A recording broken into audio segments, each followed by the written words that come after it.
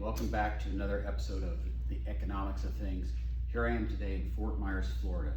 Now this is the winter home of two people you've probably heard about, Henry Ford and Thomas Edison. They actually had winter homes right next to each other on the river here. You can see one of Mr. Ford's Model T. So in the spirit of another episode of Career Inspiration, I thought I'd come here and say what made these men tick. And certainly they understood the economics of things. They were both inventors.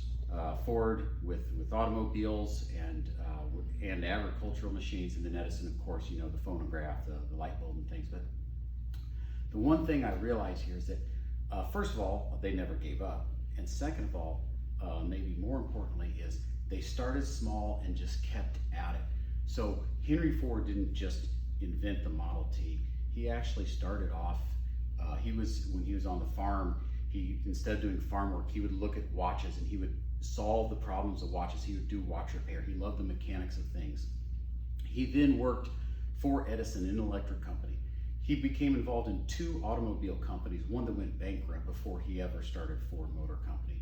So really the inspiration is, one, start small and do something. Let's say right now you're thinking about having a software program and you're trying to sell a software program.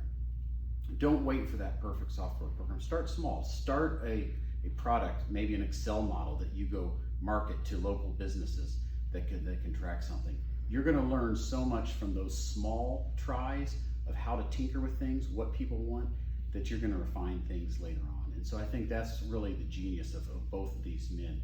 Edison is famous for trying to invent the light bulb and 1,000 failures before his success, or as he says, no, I just found 1,000 ways not to invent a light bulb before I found the one that does.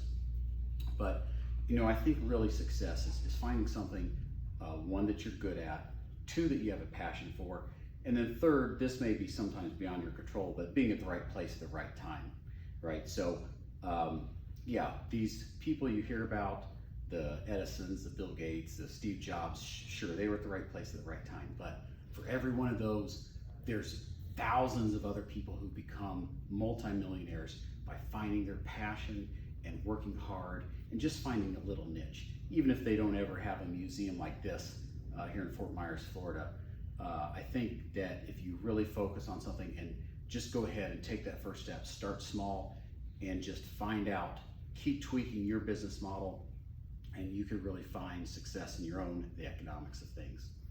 Bye from Fort Myers, Florida.